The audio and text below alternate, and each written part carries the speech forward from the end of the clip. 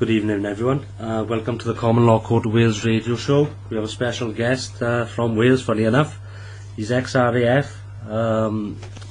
He's been working on the corruption within the City of London for many years now, and has done a forensic job, basically, in breaking down the corruption that runs through politics, into banking, and all over the private side.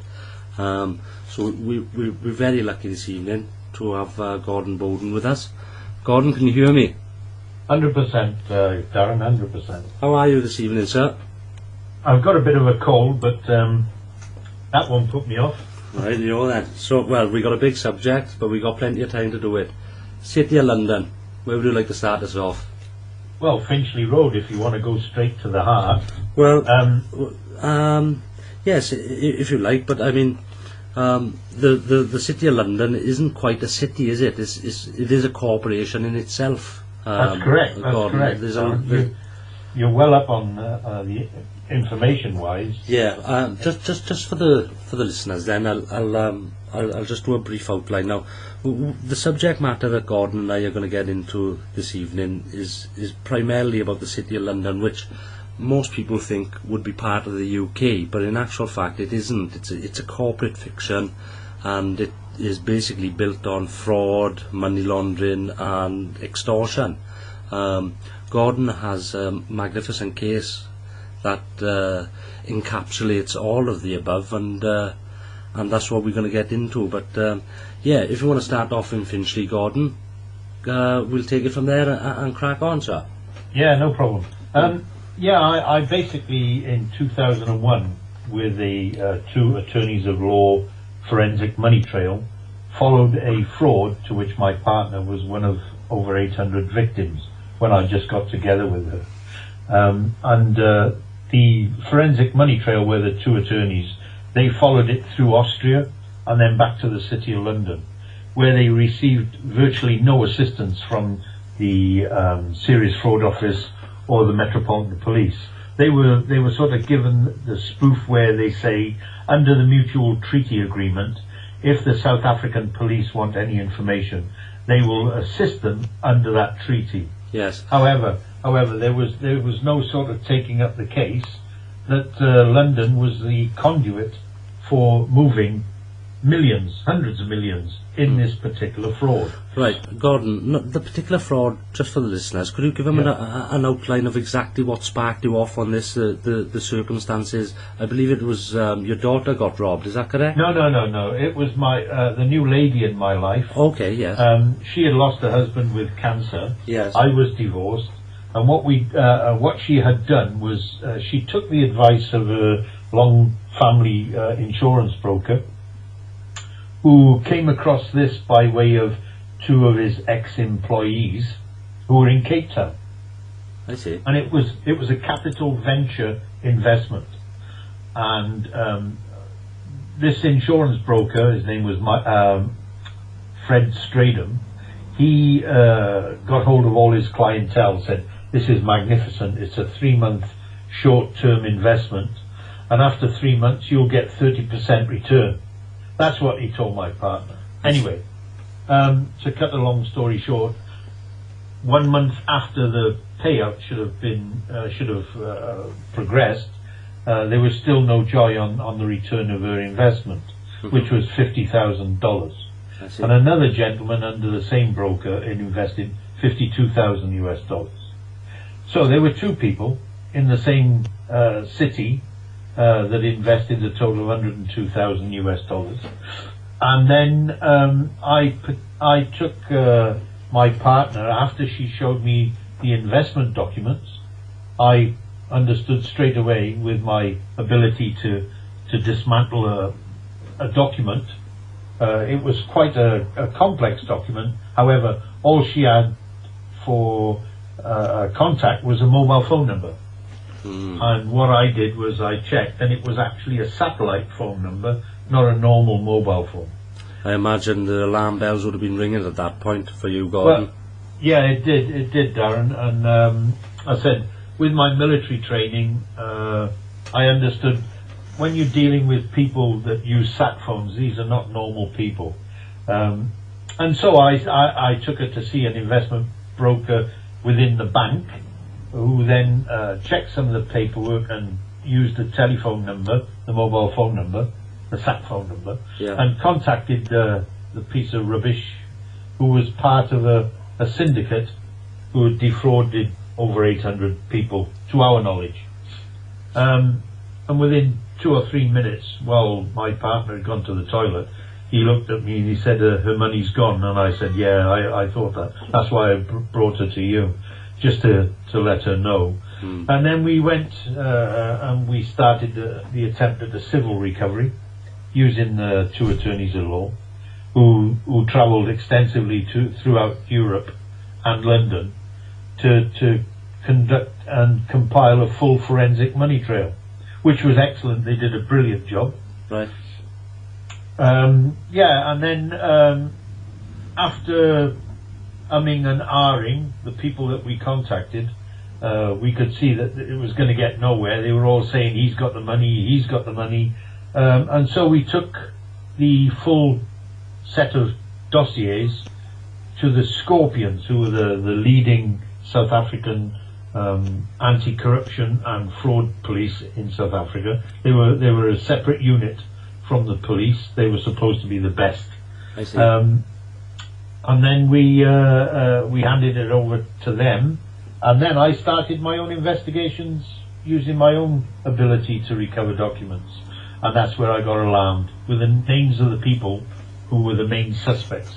Right, and we're not talking small change here, Gordon. It's a hell of a lot amount. It's a hell of a lot amount of money, isn't it? I mean, how many victims again did you say? There were over 800 victims. There were the Blue Bulls rugby team in South Africa. There were plenty of small businesses that all collapsed, put plenty of people out of work. So when you talk about how it affects in a domino effect, members of a family, I was led, I was told that 2 people committed suicide.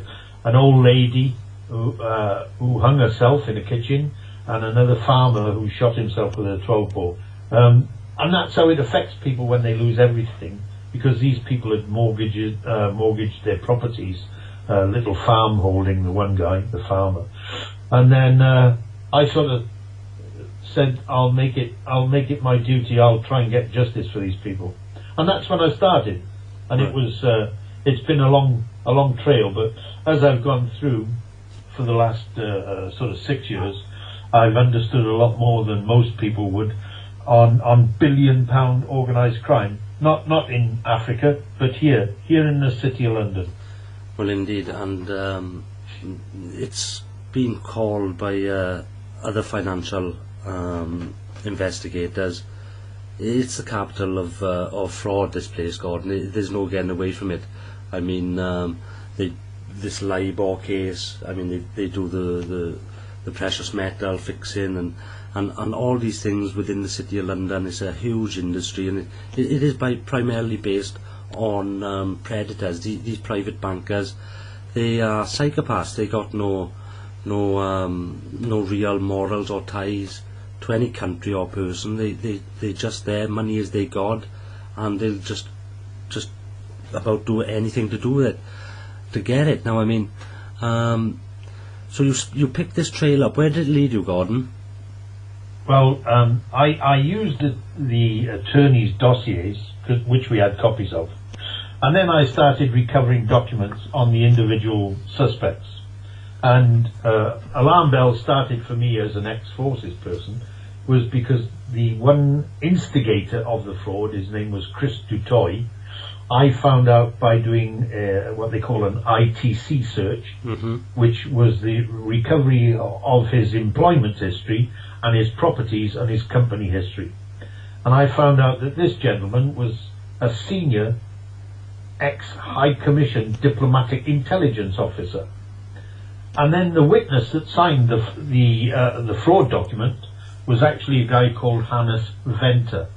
And this guy, I found out, he was an ex-colonel in the military intelligence service of the apartheid government. Right. And so, when you're dealing with people like this, you're dealing with people who had a reputation of not only mass murder, but any sort of covert black ops involving Angola, Chad, Nigeria, It doesn't matter where they went. These people, they were the scum of the earth. And so that's where I started. Then it led to the accountant, and his name was Douw van der Merwe Viljoen, and I found out that he was the relative of Constant Viljoen of the apartheid government. Right. And then I found out that Chris du Toit was related to Nick du Toit, who was part of the Equatorial Guinea coup with Simon Mann, if you remember that. Well, I see. When Sir Mark Thatcher was arrested in South Africa later on. That was after I found out certain information. So what you're describing here is a clique that spans at the very highest levels of authority, really, Gordon, isn't it? I mean... and the intelligence services, not just in South Africa, they were the cohorts of the Conservative Party. They were working incognito with Executive Outcomes, Sandline International, Plaza 107 Limited, the Palace Group. These were all part of the covert black ops that used to do the mineral theft rings in Africa. Right. And the blood diamond dealing and the covert supplying of arms into Angola, Robert Mugabe, all the scumbags, all the corrupt idiots that run these despot states. Yeah. Anywhere where there was anything of value, they would use these with complicit agreement of certain members of the government, our government, our righteous people with integrity and honour, would use those people to substructure fake oil, gas and mining companies, where they could then use those companies for bunging money to corrupt politicians. And so it goes on. Indeed. But, I mean, I don't know if you're familiar with a whistleblower and writer by the name of John Perkins. He wrote a book, I believe it was in 2012, Diaries of an Economic Hitman. And his job would be to go into these countries and basically force IMF loans for things that they didn't need, you know, these fictitious mines and all that. That's right. Stuff. So yes, just to back up what Gordon's saying there is other whistleblowers and researchers who have come out and are speaking exactly of what Gordon is talking about this evening. So I urge the listeners to do a bit of research in this field, because it's quite extraordinary, the link between the so-called legit governments and how these money men, these people who control the currencies, are involved in the most heinous crimes. Please continue, Gordon. Yeah, well, as I started to, this was going from about 2003. In 2004, I recovered some documents on one of the scumbags who was working with the accountant, and his name was Nico Sheffer, and he was a convicted bank robber and fake mining company director. And he was working with the accountant, Douw van der Merwe Viljoen, Chris du Toit, Hannes Venter, and the money mules who moved my partners and the other victims' money to Channel Islands accounts, and then transferred that to a backstreet bureau de change, where they were party to the cash handover of the victims, some of the cash. The money was then put back into what they call a bounce company structured in South Africa. So what they did was they in order to put slamming doors in front of any investigation, they cashed out a lot of the money in various currencies and then fed it back into accounts of nearly identical named companies, but in South Africa, not registered in London as the two main companies were, but that enabled them under the Forex rules to move cash. I see. Out of one country to another, because it was going to like a subsidiary company. Yeah, so and that's how they set it up, and that's what I uncovered. So basically we got a very sophisticated money laundering scheme. No, very simple. It's very simple. Once you understand the modus operandi, once you see how simple it is, yes, and you can then follow the individuals and find out, shit, they've done it, excuse my French, That's okay, they've done it time and time again. Right. And that's what I found out. I said, these people, they're extracting the urine. They've been doing this multiple times and nobody stopped them. One, because they've held high positions within a military apartheid government, and also they were working with complicit people in the City of London who were, what I found out, were ex-SAS commanders. There we go. So these are the people we hold with the highest honours for being the highest trained soldiers in the British military, and they were the highest commanders that were working with real evil people, and that's their security backing. Do you understand? absolutely, and I mean, I can't help but think the comparisons between that and what the CIA do with the drug running and whatnot. You know, I mean, Exactly. It's almost, you know, for anyone who would like to check out the Contra affair and whatnot, I mean, it sounds very similar, Gordon. Well, it is similar because it's the same people. That's what I found out. Right. Yeah, because if you have a look at anything about George Bush, Yes. he operated an oil company called Zapata, And of course he was the head of the and CIA. the operation was Operation Zapata, the Bay of Pigs. There we go. So, unless you say... And just for the listeners, Bush Senior was the head of the CIA, by the way, so there's your there's another connection there. Well, not only that, they were two advisors that started a company in the States called Barrick Gold Corporation. Barrick Gold Corporation. And Barrick Gold Corporation was set up by the Bushes and a guy called Mohammed Adnan Khashoggi. Okay. Do you know that name? No, I can't say Well, I he do, was- Gordon. It he sounds familiar, but Well, I it should can't. do, because his cousin was Muhammad Al-Fayyad, Right. and that brings in Dodi and Diana, Now then, this is it. which brings you to another. I don't want to go down the conspiracy route, but I've got my own opinion on this Well, I mean, because of landmines and what Khashoggi was selling. right. And if she found out, which I'm sure she did know, hmm if anybody's seen if you look on the internet, Yeah. you can see Diana working in Angola in a minefield, That's which right. has been previously cleared. And she's wearing a full head protection gear with a clear visor, and she's got a tabard on. And on that tabard is called the Hallow Trust. And that Hallow Trust, one of the senior directors was a guy called Brigadier Aldwin James Glendining Wright.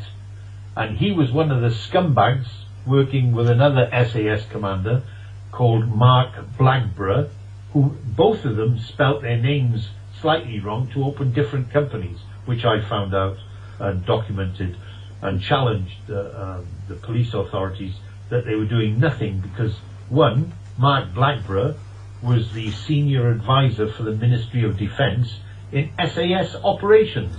And I mean, and not only that, didn't two SAS men come out and said they had something to do with the Diana murder recently? And when I say recently, I believe it was sometime last year.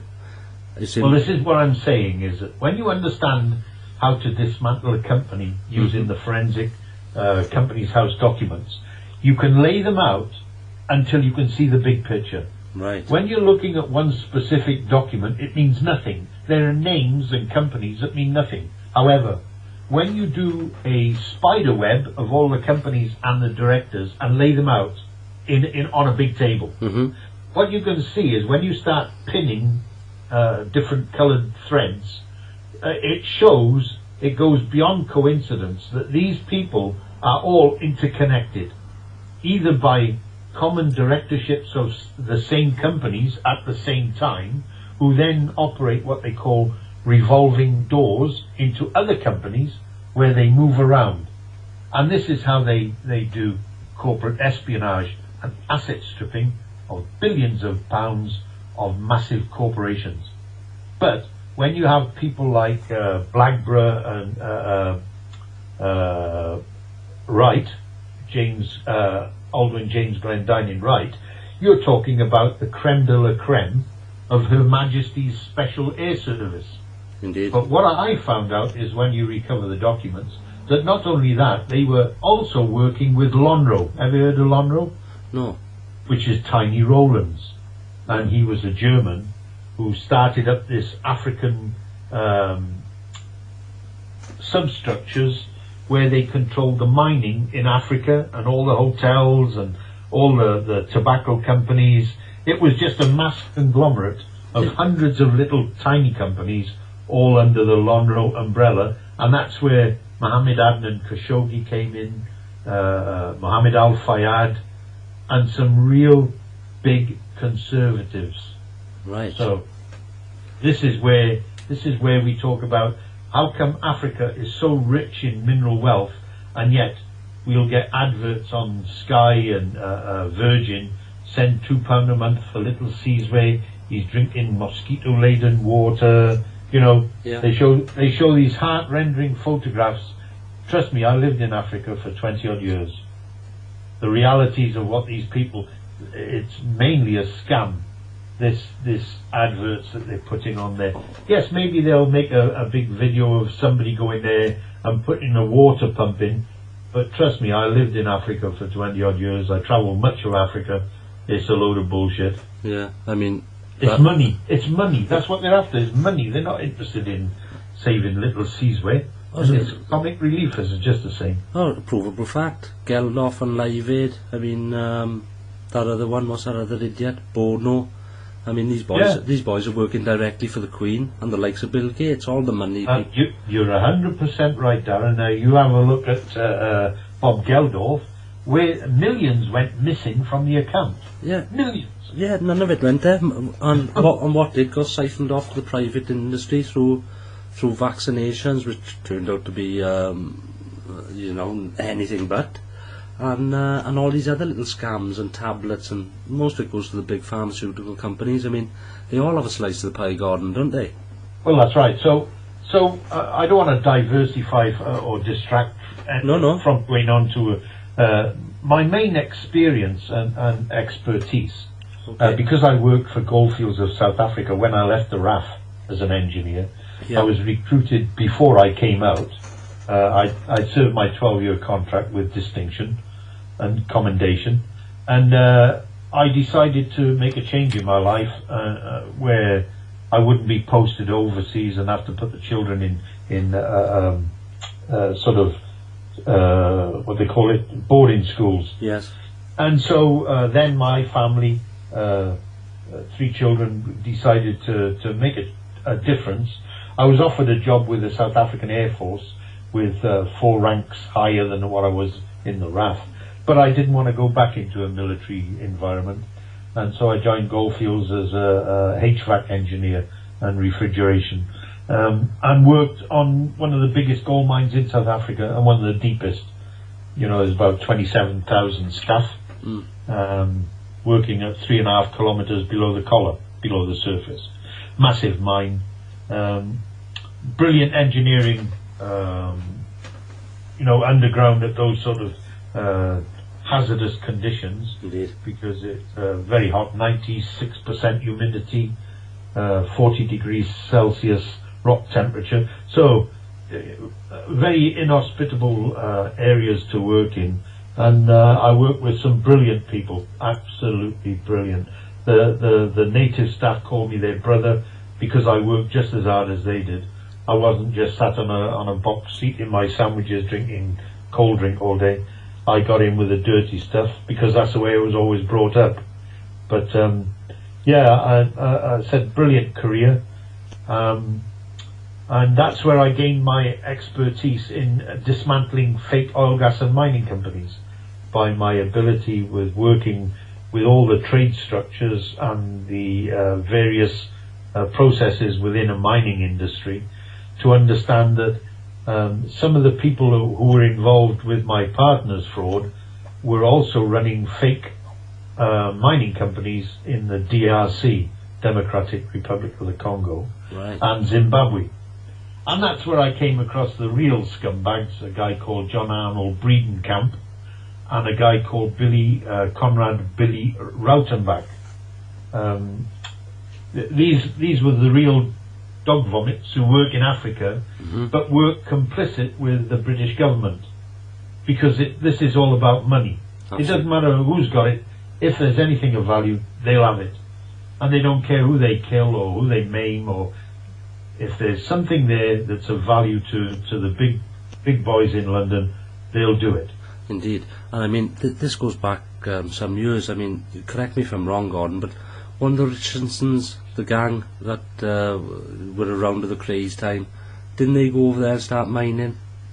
Well, I said, it's not so much the mining operations. Those mines that are run by corporates like De Beers, Anglo-American, Goldfields of South Africa, and all the subsidiaries from Europe that are percentage shareholders in the big mining operations. Yeah. What I found out is that there are hundreds of thousands of what they call virtual companies. Right. And these operate incognito with the big major companies, and they set up using mining claims bought for a couple of quid. Yeah. They will then structure a website, and then on various stock exchanges they will use a document like in the UK called an AIM Rule 26 admission to the trade document, and that's all they need to structure a site to float shares on the alternative investment market.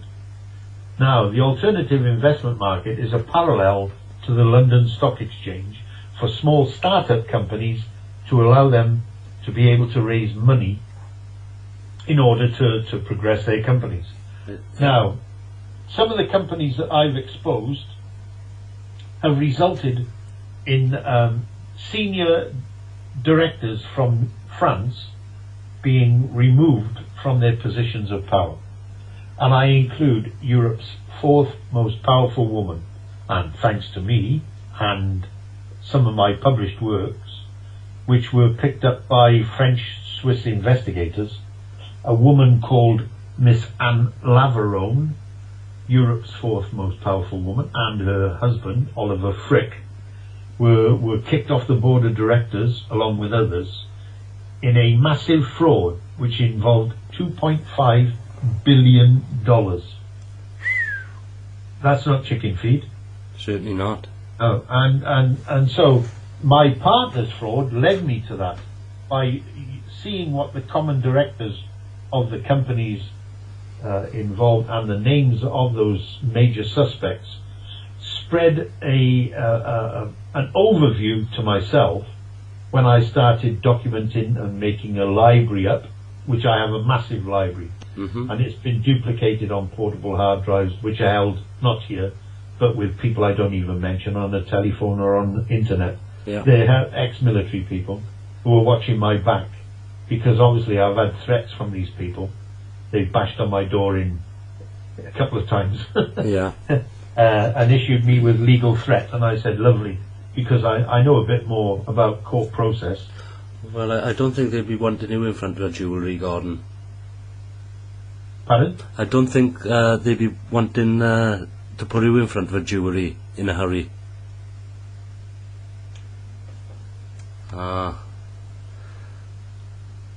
Okay, listeners, I believe that we might have been on a touchy subject there. Are you back, Gordon?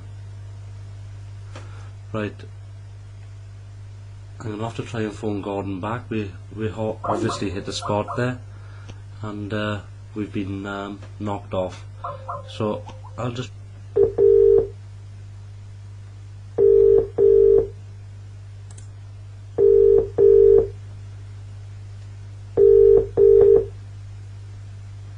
Hello?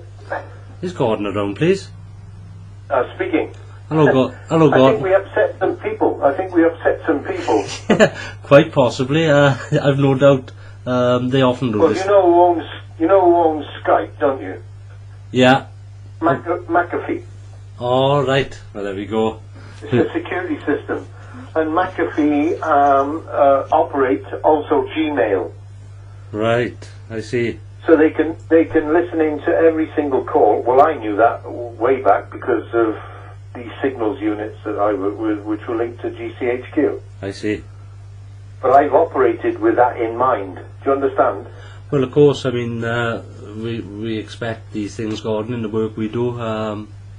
Yeah. I mean, it's never put me off. It's actually given me great confidence that when things like this happen and they smack you and they just drop the call, they're just trying to piss me off, and it's not working. Well, as a RAF man, you would know that you only take flak when you're over the target.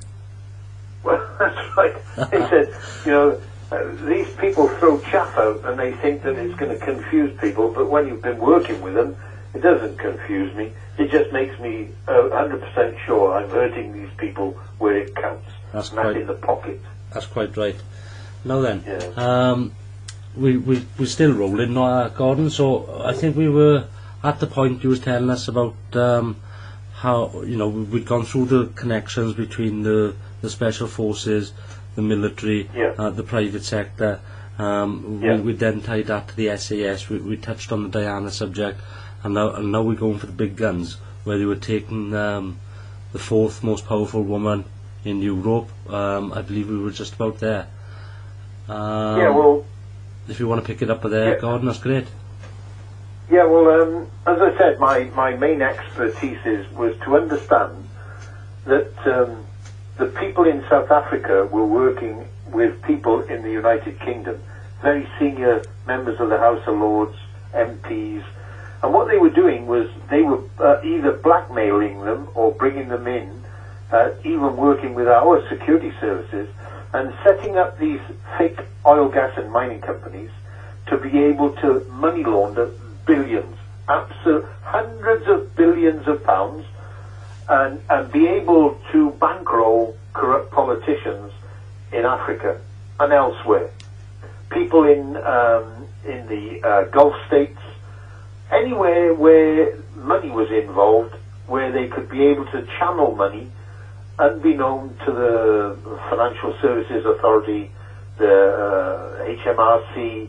All these people would have no idea of how that they could move billions offshore to the British Virgin Islands, Panama, Cyprus, all these places where our little tax authority man wouldn't be able to just jump on a bus and go and trace it.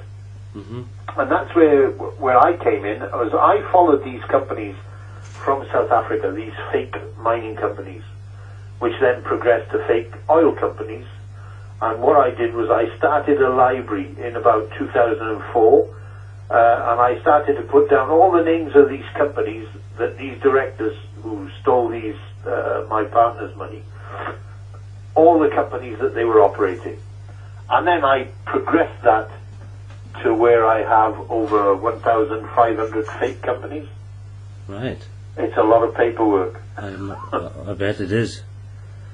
But, so within the paperwork, there's all these members of the House of Lords who are non-executive directors, which means they're pumping a salary, sometimes 30, 40, 70,000 pound a year, 200,000 pound a year, it doesn't matter. But that money, they are complicit, they will go to jail, because those companies are fake companies. And what I've done is, using various web blogs, I've put their names out there. Do you understand? Yeah.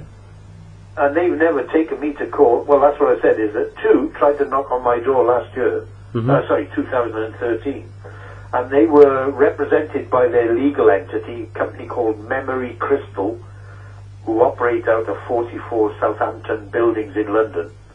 And they operate as legal entities for, 50, 60 fake oil, gas and mining companies. And I put their names out there. And the people that threatened me was a guy called Sir Samuel Essen Jonah, a Ghanaian. Okay. And that guy, and he was a director with the woman in the 2.5 billion fraud with Miss Anne Laveron from France. Should be and that's what I say, is that once you understand what they're doing and the modus operandi, it's easy to just follow the names of the directors and watch how they have asset stripped by corporate espionage billions from like Arriva Nuclear Fuels, which Miss Anne Laveron was a co-director, the senior board director. And what they did was they purchased a worthless pile of junk in Namibia. And luckily I've been there, in Namibia, and I knew that mine. It was a care and maintenance pile of junk, an old worked out uranium mine. And what the directors of a company called Uramin Inc., including Sir Samuel S. and Jonah, they purchased that pile of junk for $100,000, and 6 months later they sold it to their mate, Miss Anne Laveron, for $2.5 billion. And that's how you call it money laundering. Do you understand? Oh, absolutely, Gordon. I mean, now I put all this out on a web blog, and this was picked up by Swiss-French investigators, who then contacted me and asked me for more information on the other people involved and how many other companies that they were doing it to. So I gave them that, and that's how they were contacting me quite regular, and then. That material has been handed over at this very moment in time before the French prosecutors, because it's massive. Do you understand? This is not just one set of directors. This is a whole industry that is asset stripping hundreds of billions of pounds from major corporations, including the nuclear industry. Yeah. And the massive corporations. And they've been facilitated by our so-called representatives and politicians. I mean, well, that's right. We see in this now, in the fracking industry, there's a revolving door between councillors. What fracking? In the fracking industry, you see the revolving door. What fracking? I'm telling you, what fracking? Because they can call it fracking. That's drilling for gas through shale. Yeah. And by pumping lubricated hydraulic fluid and water to force the gas to a certain level where they can extract it.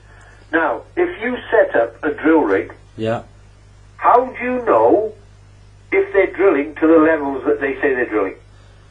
Well, exactly. Do you understand? Because the most expensive part of any exploration is the drilling, the searching.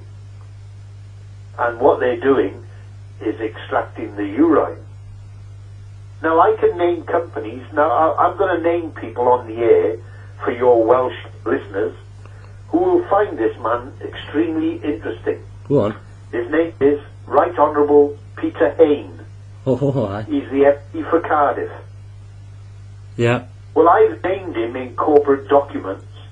He's a director of a company called Amara Mining, a non-executive director. But that's not the real name of the company, because that company is a Clough company, an old cash-gutted shell, where they ran the Ponzi scam for about 20 years without returning any cash to the investors other than the main investors, who were the ones that were stealing the money. Yeah. And so, our Right Honourable Peter Hain, I have CC'd him on multiple emails. That man should be inside for 25 years. Because when you know how you can move money from one company to another by way of loans, like Amara Mining is not just one company, it has multiple other subsidiaries. Well, he's from South Africa. Pardon? He originates from South Africa, so he'd be well... Exactly. Yeah. Exactly. And from Rhodesia. Yeah. Yeah, he's part of the Billy, John Arnold Breeden Camp and Billy Rautenbach Brigade. There we go. And so I've got no fear of any listener or even Peter Hain taking me to court, because he had a letter that was delivered to him from a woman called Andrea Davison. Now, that's the one that's all over the internet, where I've been involved with this woman since 2009 up until now, with a civil case in the Royal Courts of Justice. Because I published material about massive fraud that she was operating a boiler room from in Bangor, North Wales. Right. And she is linked to Peter Hain and all these top politicians. And she was running a massive boiler room where she was the administrator for about 30 fake companies operating out of a little mid-terraced house. Well, I know, and I mean, we've recently had a very tragic mining disaster in Swansea. You'll be aware of it, no doubt, Gordon. Yes. Yes. And I mean, I watched the way Peter Hain smooched around that, and the way he avoided a public inquiry, and is still avoiding a public inquiry, by the way. I know the owner of the mine, and I've had an insight to the way this person, Peter Hain, works, and he's a naughty boy. He's a very, very devious character, let's say then. Well, this Andrea Davison, she was raided on the 13th of the 1st, 2010, by 19 Derbyshire police, supported by the North Wales police, on instruction from documents in a Spanish boiler room operation, massive fraud network called the Georgia Brew Gang. Right. And Miss Andrea Davison was supplying the fake share certificates used in that fraud. Now, when the Derbyshire police kicked her door down, what they uncovered was a fake document factory. Now, Miss Andrea Davison is very well connected. She claims she was an ex-arms to Iraq investigator. She claims she was the intelligence advisor for the Select Committee of the Department of Trade and Industry, and she claims to have been a major Westminster paedophile ring investigator.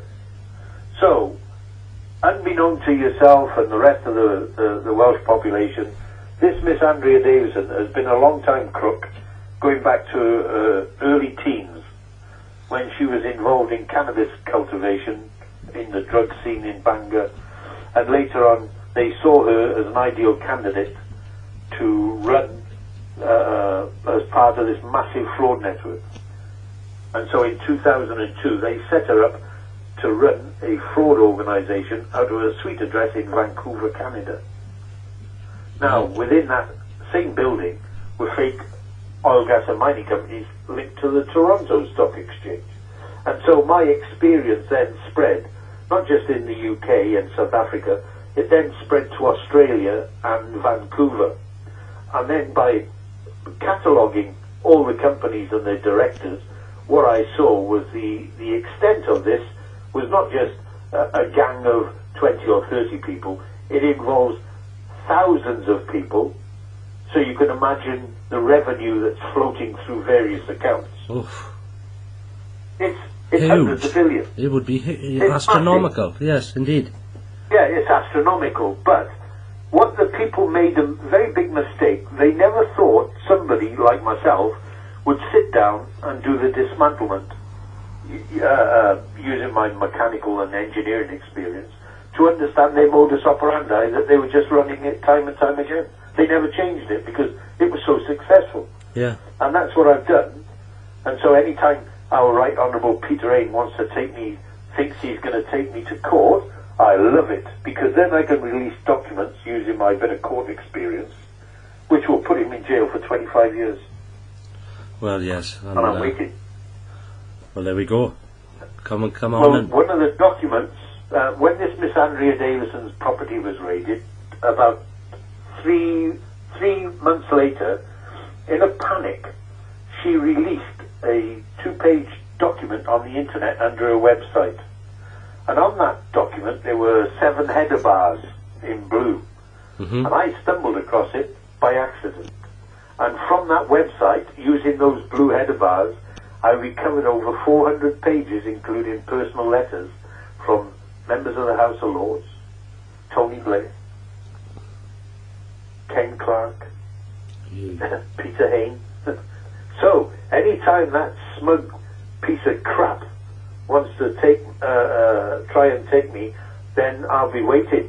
Well, because one of the documents I recovered, it's headed by missing nuclear warhead. Wow. So let him explain that in the House of Parliament. Good grief.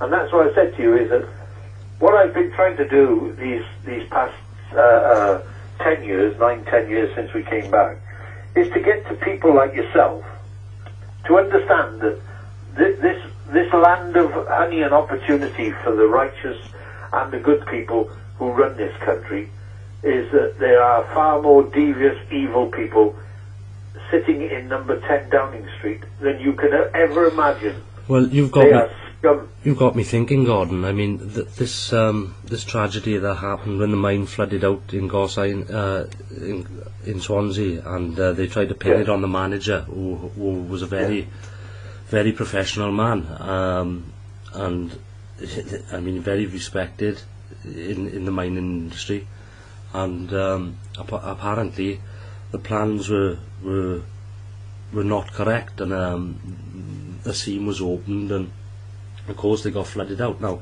I'm starting to think the way Peter Hain, and I know this through speaking with people very close to the case, the way he mooched around in the background and controlled and manipulated things, makes me wonder whether he may be involved in that mine in the past, or at least the consortium or his cartel.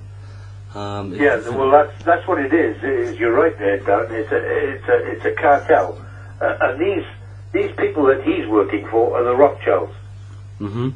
That's who he works for.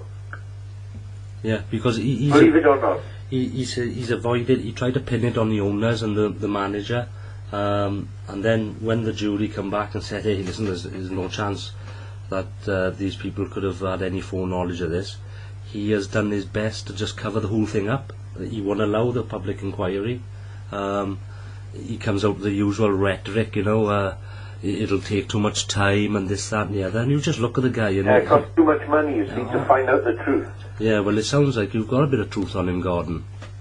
Oh, 100%. If you saw the document that I've got, which was recovered from Andrea Davison's website, over 400 documents I've got. I've got letters from Lord Doug Hoyle to the Chief of the Derby Police telling him to hurry up with the case and get her off.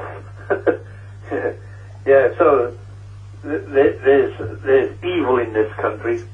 Never mind IS and the Taliban. They're people in the Houses of Parliament that need to be put in jail for a very long time. Absolutely. And if there's any of your listeners, give him a ring. I mean, you must have some constituents listening to this in Cardiff. Give Peter Hain a ring. Say, why don't you answer the emails I sent you in regard to the letter which was sent to you by Andrea Davison about the documents that you put in your constituent safe with a heading of missing nuclear warhead. I'm sure you'd like to express that in Parliament. Oof. There you go. There we go. Actually, Gordon, if you wouldn't mind, sir, I'm going to play this recording to somebody who's directly affected by that disaster, and he has all the plans and everything. And with your forensic research, you may be able to shine the light on that to the people of Swansea. Well, I will try my best, because I also, as part of my work for Goldfields, I operated the flood control chamber at number 4 shaft West Driefontein for the whole of East Driefontein gold mine. Yeah. And so I know quite a bit about flood control and how they hit into these dolomitic areas where there are vast amount of water cavities. I mean, in South Africa it's a bit different. Those cavities can stretch for hundreds of miles. Massive chambers, which when they flood into the mine workings, the flood control chamber at West Driefontein was 9 12-stage 500-volt motor pumps. So I do know quite a bit. Not everything, obviously. I'm not blowing a trumpet, but I know enough that some of these people try to fob me off. Well, it wouldn't work. Well, this particular case, I mean, it stinks. The people know there's something. The people know there's something majorly wrong. I mean, the owners and the family of the people who lost loved ones. It's kind of been covered up. But I believe that there is answers there, especially with somebody of your in-depth knowledge. So we'll definitely going to take that up, and thank you for that, Gordon. But not to get It's a pleasure. It's a pleasure. Well, thank you, sir. Right, let's just go back on track for a moment then, because we kind of got sidelined. As important and relevant as it was, we'll just bring it back to the London, which is the epicenter of this corruption. And you've explained how that would be like the centre of the web, if you like, and it spans to South Africa. We're now in Australia. Everywhere.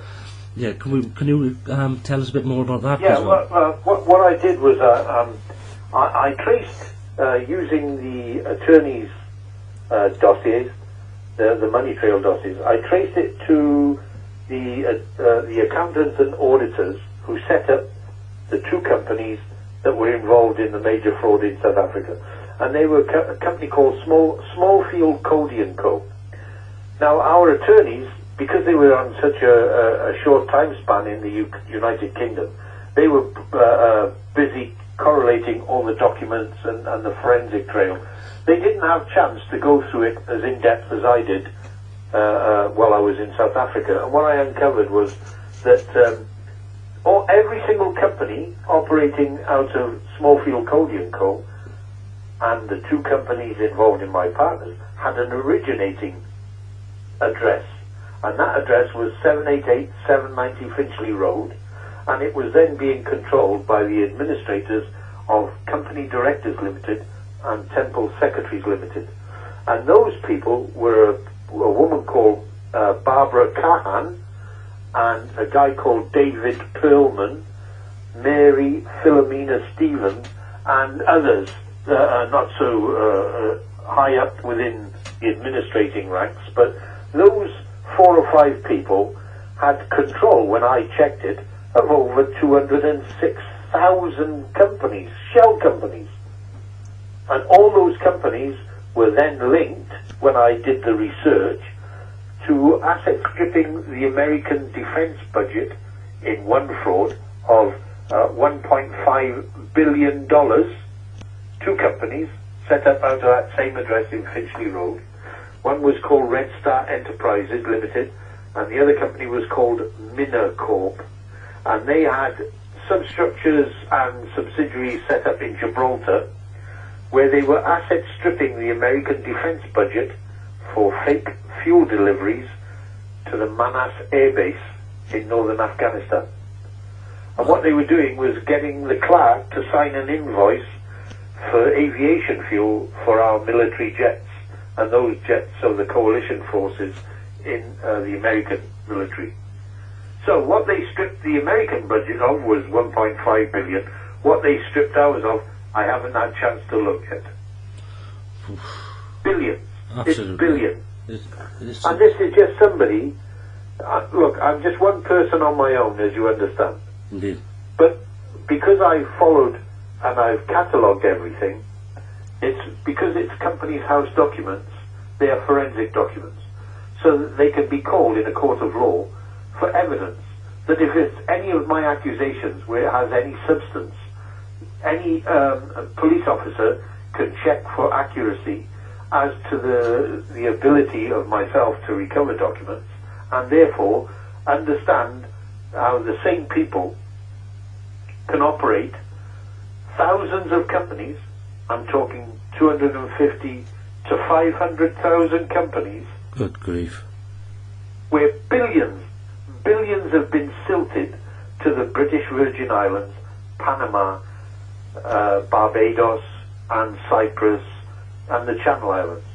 And there's the money which can be saving our National Health Service, the police force, and all these these public industries, which are our public servants.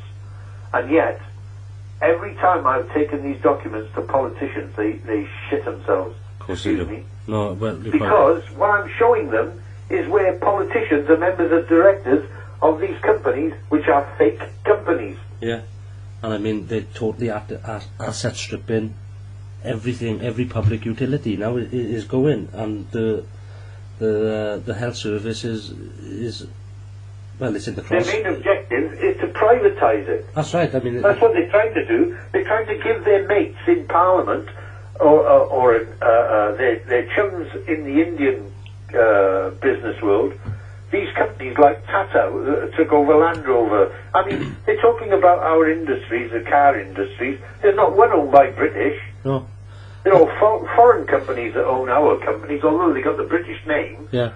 They're all controlled by foreigners. Well, you take Tata now. You know the steelworks here. I mean, Yeah. they actually get a vote as well, by the way. People that didn't know that, it was their deciding vote that got kidnapping. So just dwell That's on, right. so dwell on that. You think your vote count? You think your vote counts. I mean, Tata was the final decisive vote that got Neil Kinnock's little boy in. Yeah, that's right. Now you have a look at Port Talbot Steelworks, and then you look at Llanwern Steelworks. I'm lucky I come from that area, you know. Those industries were all shut down because they were sold out by politicians. That's the Thatcher era. Right. Thatcher decided, and her cronies decided they could make more money selling weapons than any industry could make, any proud British industry could make. They could make money killing hundreds of thousands of people by selling weapons. And that's what they did. That's why Sir Mark Thatcher was a board director of a company called BMARC, B-M-A-R-C. Yeah. And he was a partner with Jonathan Aitken in that company. Didn't he try to do a coup and left his SAS party in jail, didn't he? Well, that's the one I'm on about. Yeah. Because that's where Yeah. the documents that I recovered, when I was working closely with the police, there was a file on the desk, and I looked at it while the guy went to the toilet. And on that file, they spotted Sir Mark Thatcher, Maggie Thatcher, and the people who stole my partner's cash. They were wining and dining, those pair of nice, right honourable conservatives in the Carlton Hotel, in Johannesburg. These are the scum that they have the title of right honourable, like our right honourable Peter Hain. I said, is that I'm scared of nobody. I've been through a lot more in my life than a lot of people, but it's been an experience where it's given me a bit of knowledge to understand how to find the information and where to look. And once I found it, it turned my stomach as an ex-serviceman.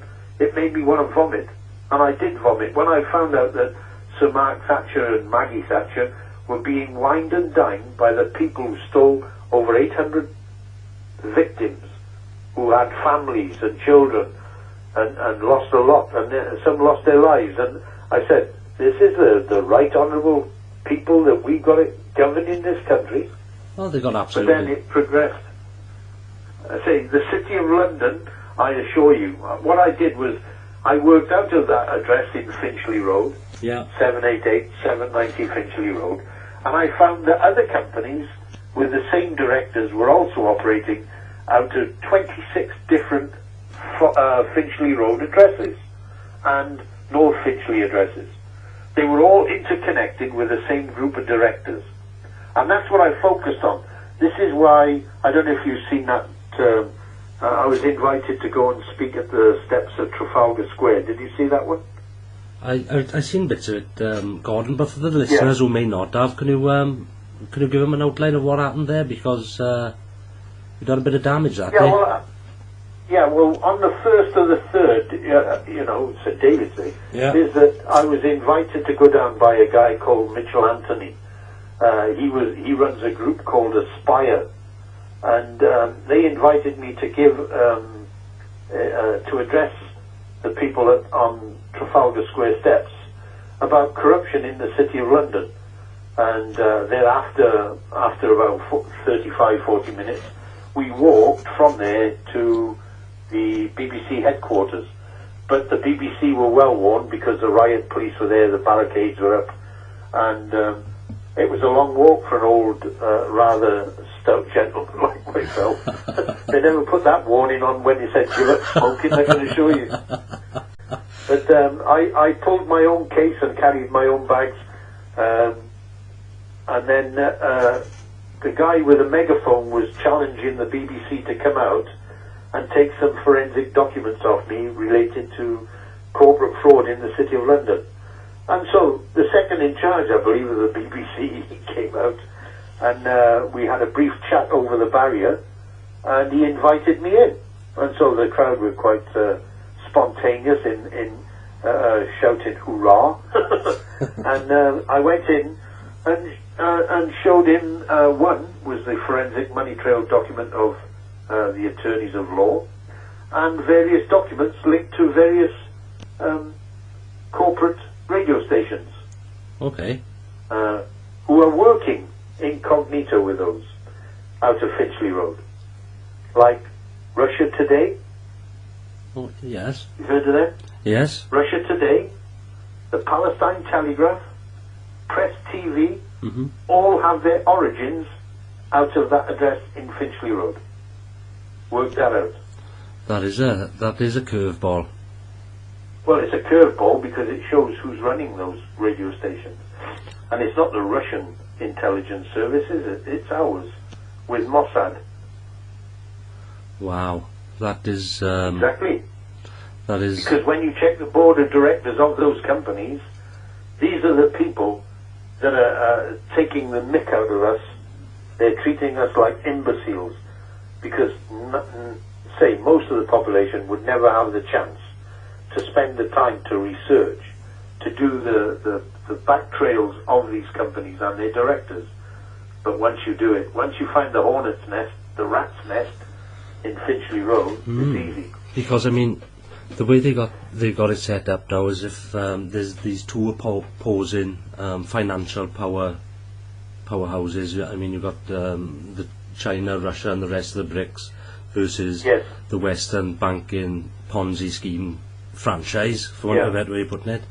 But when you look at the money, I mean, for instance, between China and America, although it looks like there's a currency war going on at the moment, I mean, it's the same money men, as it always is, behind it. The Rothschild banksters and other certain families. Right. And they've had their roots in China for a long time now. Is this just a bit of a show for the masses as they try to suck us into a world war in order to reset it, Gordon? What's your... I dread to think of that. I dread to think of it because I was security cleared to work with nuclear weapons within my military career. Worked with the WE-177s, which were 15 kiloton, not 20 kiloton. And also massive laser-guided weaponry for the Air Force. And I dread to think what will happen in a major conflict ever again. But you're quite right. If you understand a little bit about history, and you know where to look, and you can even use basic search engines, what you will find out is the Lord Rothschild, and the Rothschild family, they were the people who, via the HSBC Bank, funded the Anglo-Chinese War with Japan. Yeah. And it's great when you're supplying both sides because it's a win-win. And we did the same, supplying Iran and Iraq with weaponry. So much for our lovely, right honourable people. The trouble is that people like myself never get a platform to be able to confront the politician with documents. Because you're sidelined, you never get to the stage where people who own the major media, like the Murdochs and Richard Branson, or any of the people that run the Times, the Telegraph, the Express, these major newspapers will never give me the time of day, just like the BBC when I confronted them, is that when you can lay down a forensic trail from people like Mohammed Adnan Khashoggi in the mass arms trade, supplyment to Iran and Iraq, people like myself never get a platform. They'll put the wing commander or air vice marshal, they'll stick him on because they say that he's the man that has the upper knowledge. But when you look at the scumbags that they've been dealing with, that's the way you follow it. You follow it from the very basics to understand how they've been using mercenaries, ex-SAS commanders, to ship weaponry to rebel factions to start trouble up, which would then it progresses to mass wars like they had in Sri Lanka, Sierra Leone, Chad, Niger, Sudan. It doesn't matter where they go. You need somebody to supply them. Have a look at all the videos that they show of these IS terrorists. Now, most people... They're all in the latest American jeeps and boots and guns and uniforms. You couldn't make it up. Where'd they get them from? They he must have got an Aldi store there. Yeah. Oh. Yeah, I mean, it's farcical. It's a joke, isn't it? It's a joke, because most people see that without understanding logistical support. Because every round that is put into those guns has a marker and a maker's name. Every weapon is used has a registration number and has a source. Every vehicle was manufactured in a certain country. Somebody paid for it. There's an invoice. There's a paper trail. Exactly. And that's why paper trails are a very boring subject, but very interesting when you know who's involved. Yeah, but not only that, Gordon. I mean, with that chemical farce that they done in Syria now, even that was able to be traced back to a CIA source. So, I mean, everything, as you quite rightly said. Well, we're the producers. Yeah, everything. Porton Down in this country is where Dr. David Kelly worked. Oh, we'll get into that now. Just for the listeners, or just to back up what Gordon is saying about how these wars are financed, again, I'd point you to Michael Rivero actually has done a great little documentary or picture of this. All wars are bankers' wars. That's a great one. I mean, again, Bill Still, he depicts how every war is financed by both sides. Going back the last 300 years, this scam has been going on. But we're at a time now, Gordon, where this Ponzi scheme is imploding on itself, isn't it? And I mean, this is why they're so desperate in the asset stripping that they do, and it's in order to keep this thing afloat. I mean, when you take into consideration the way that the Western banking system works, which is fractional reserve banking, just for our listeners, that means for every £1, the bank gets to create 10 out of thin air. But the last two... that's right. But if you can hear a noise in the background, it's the Rottweiler just smashed the door down to get into a waterfall. Oh, I'm not going to argue with her. No. She's got bigger teeth than me. But so we got this fractional reserve banking, but with that we got this paper derivatives market, which is waiting to blow up. Now, I can't help thinking that they're trying to kick it off in order to reset the whole thing, but I don't think they'll be able to, Gordon, because the work the likes of yourself have done and other researchers in this field has really exposed and lifted the sheets and exposed this for what it is, and it's absolutely corruption by psychopaths.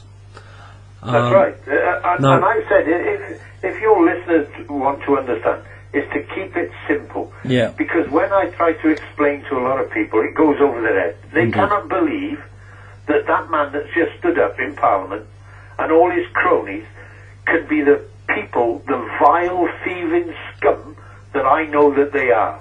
Mm-hmm. Because people like me will never get to confront them and to lay it out to the people and to get an audience with the BBC or to go onto TV, ITV, or Radio Wales or anything. Yeah. Is that people like myself that have that information that needs to be examined by a reasonably intelligent board, and then if they've got any contradictions to any of the documents, then I'll get down on my hands and knees and say, yes, you're 100% right. But no, I am 100% right, because before I even utter one word, I try to check every single detail, and I check it, and that's the way I was trained in the Air Force. Every time and every day that I worked in the Air Force, you sign an individual and collective paper trail for everything that you do, every nut and bolt that you put on, everything that you adjust. You have to do a paper trail, because when something goes wrong and a £20 million aircraft plows itself into a hillside and kills 2 people on board, then there's a big financial and forensic trail. And that's why I've always worked my whole life. Indeed. And it's a good way to work. Absolutely. Right. So, let me just tie it in for the audience. We got, from the Margaret Thatcher government, all involved in arms sales. Let's bring it forward to modern times, where we got Tony Blair, weapons of mass destruction, trying to sell more bombs, trying to get more bullets, more funding for the military-industrial complex. You've got Colin Powell in the EU, this little tube of washing powder, saying that we're all going to get done by anthrax, let's go to Iraq, based on a false 9/11 attack. I mean, all these wars are mostly propagated on falsehoods, but primarily is to make profit. Now, this is where we go into David Kelly. Gordon, would you like to pick it up there? Yeah, I've got a bit more understanding than most people because of the people that have contacted me, and I've got a very dear friend who is a very high professionally qualified civil engineer. He contacted me back in 2010 with some very delicate information. He shared it with myself and a guy called Peter A, who writes a blog site, Air International. And this gentleman, I won't name him because he's covered by the Official Secrets Act. He worked with Rolls-Royce Nuclear in Derby. He's a patent designer. His qualifications are second to none. And he was involved with the transportation industry and the application of moving 20-foot ISO containers and their shipment. And he was approached by John Arnold Breedenkamp, who is a Rhodesian kleptomaniac, psychopath, ex-special forces guy from Rhodesia. And he was working incognito with the Thatchers and the Tory grandees, the money people, and the likes of the Rothschilds.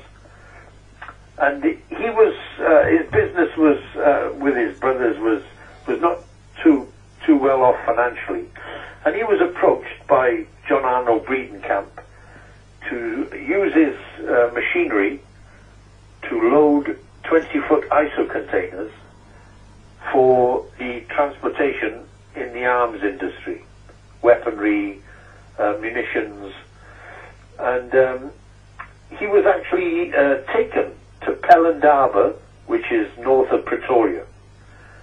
And there he was asked to be involved in a certain nefarious activity with nuclear weapons. Now, for your listeners, Pelindaba was the South African apartheid government, the military government's nuclear weapons research facility. And Dr. David Kelly had been there working with a guy called Wouter Besson. Now, from my sources, extensive chats to me, sometimes rings me 3 times a day, and he rang me yesterday. Now, that gentleman has given me the full overview of his involvement and his friends. His friends are in the very highest parts of the corridors of power in Westminster. And so that's why I can say with great conviction that I trust this man's word with my life. Not just because of his qualifications, but who he deals with, and who his friends were, who he grew up with. And that's where the inside information is fully accurate. Now, this gentleman told me, my source, that back in 1989, a young conservative, who would have been David Cameron, was requested to go with Dr. David Kelly and a guy called Sir Kenneth Warren to Pelindaba on a pre-arranged visit paid for by a sort of shell company in the United Kingdom, which was the Front for Arms Corps in South Africa. And they paid for him to go and visit, that's David Cameron, our right honourable, trustworthy Prime Minister, to go to Pelindaba to arrange the removal of 9 20-kiloton completed battlefield-ready gravity-drop nuclear bombs. And they were to be removed from South Africa prior to the 1994 election and handover to the ANC communist government of Nelson Mandela. Now, this was all a hush-hush thing because nobody wanted to know that South Africa had actually manufactured with Israeli scientists these 9 remaining. There were 10. One was detonated off the south of little island just south of South Africa. And what happened was, from my source, he said that Dr. David Kelly, on the issuance of a UOR, signed by Margaret Thatcher on her last day in office, she didn't know what it was for. It was for a procurement from Astra Holdings to Arms Court in South Africa of 3 cylinders to the value of, I don't know, 80, 90 million pounds. And that was the 3 nukes that were being purchased for the retake of Kuwait.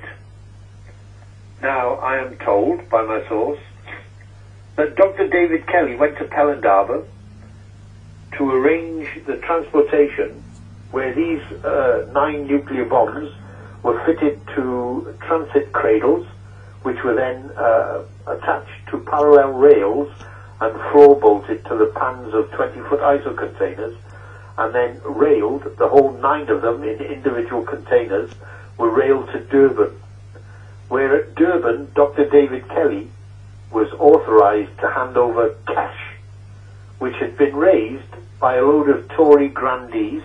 I have some of their names, very important names. I'm not going to disclose them on here because I want those people to go to jail for 25 years.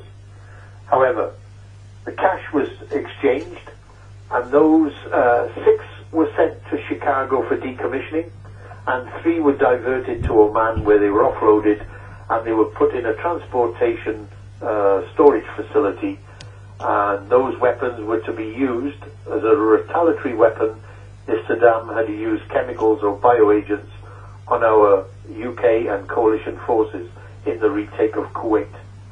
And I am told that after hostilities, the cessation of hostilities, Dr. David Kelly went back to then load those weapons up to onward ship them to Chicago for decommissioning, where the fissile material would be removed.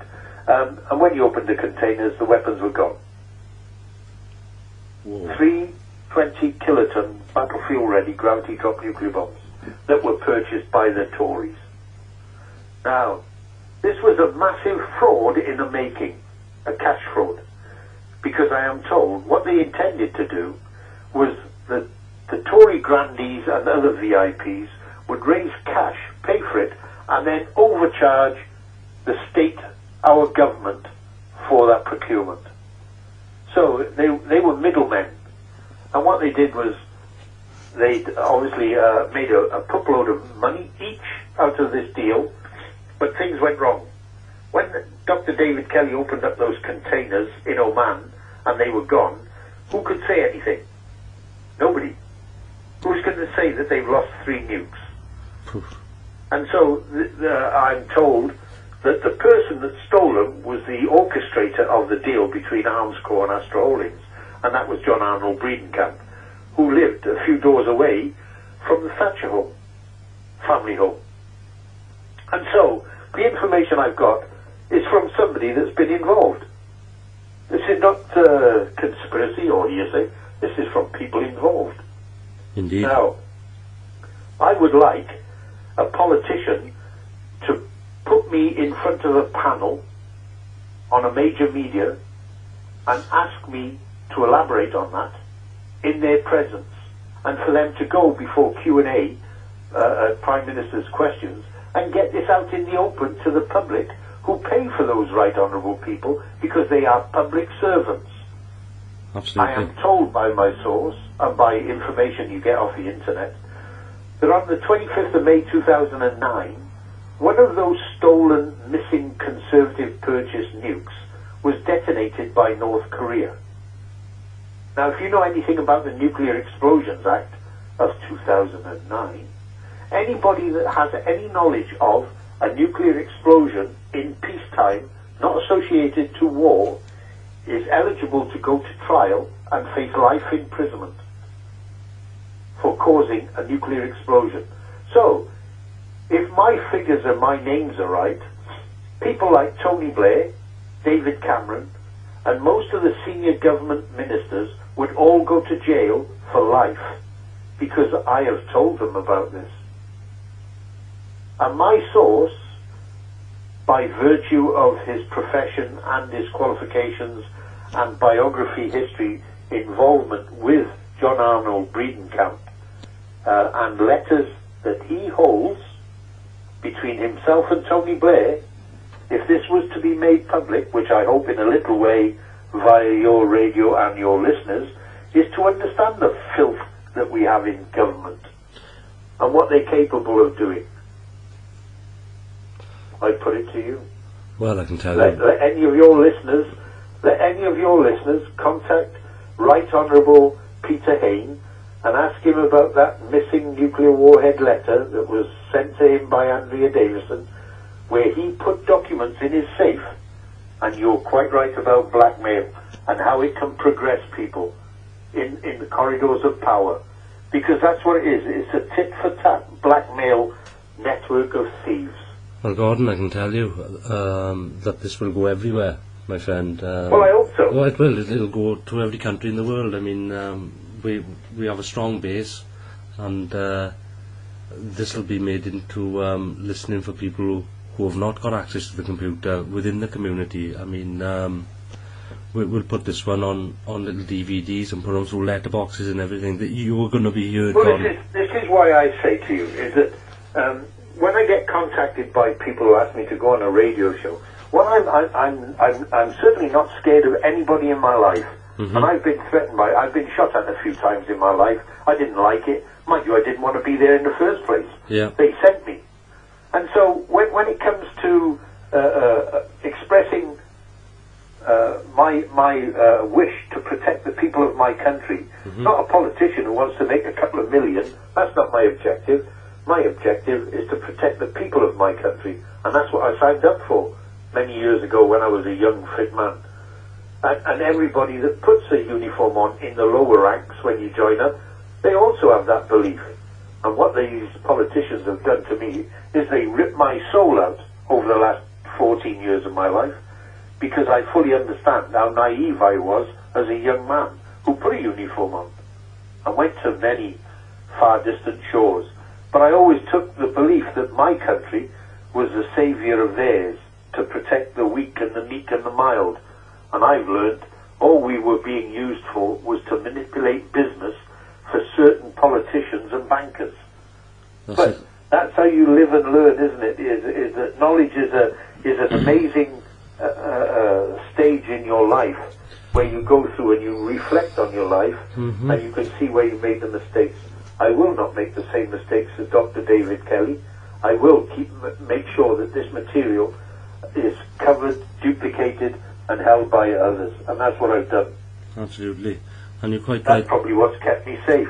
Well, maybe. I mean, we're duty bound to do this, Gordon. I mean, the truth does sting a bit, and yeah, it hurts. I mean, to find out that you've been lied to all your life, it is a bit of a shocker. And for anyone who's in any doubt that they have been lied to all their life, take a little bit of time out, do the research, follow the leads up that Gordon and I have spoken about this evening. I mean, this is serious, and it's coming to a crunch time now, Gordon. Well, let me tell you something. When I was I must have been about 14 years of age, I went to school at Coidiva Secondary Modern School. And my girlfriend then, who then became my wife, she had a friend. And that friend lived about 15 houses away from the school, Coidiva Secondary Modern School. Mm-hmm. Now, I don't know if you remember Rorke's Drift.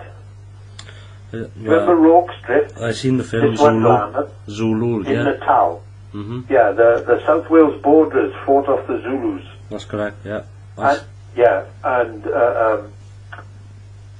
When I was coming home holding my girlfriend's hand, and she said, I just want to pop in there. It was a Fielding's house. Now I went in, and I sat like a dutiful young man. I sat with my hands folded, but I was looking at their cabinet, and inside that cabinet was a box, a medal box, and it was open. And I'm not lying to you, because I looked at it, and I couldn't believe it. It was the Victoria Cross of John Williams.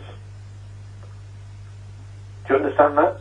His name was Fielding, but he fought under the name, or he signed up as an underage. He actually lied about his age. And I asked my girlfriend's friend, I said, can I have a look? She opened the cabinet and I rested it in my hand. And I understood what bravery was about. Do you understand, when people face things when they don't think that they're going to survive, as most of those brave people did at Rogue's Drift. Mm-hmm. And I've lived with that little bit through my mind about touching something where honour was involved. And that's what I've done. Now, when this comes out to your listeners, maybe any of them would like to query any of my information, and trust me, they will wet themselves, because they will find out that these right honourable gentlemen that have worked their way up through Freemasonic lodges to the higher degrees, that have been sort of goaded into taking positions and then blackmailed to work with a bigger establishment, that these people have taken us for idiots for far too long. And it's about time that genuine people who would want peace and prosperity for their children and their children's children to confront these politicians and not be scared of anything, because most of them that I've come across are all there for their own lining of their own pockets. Absolutely. And you can't call them leaders or men, even. They're the weakest kind of people that society can breed, and that's what these money people want. They need these weak, manipulative, cowardly men, don't they, in order to perpetrate their agenda. Well, I started the ball rolling. I've got a very brave couple of people in Anglesey, and one of the companies that I've confronted by way of various web blogs and written material is a company called Anglesey Mining PLC. All right.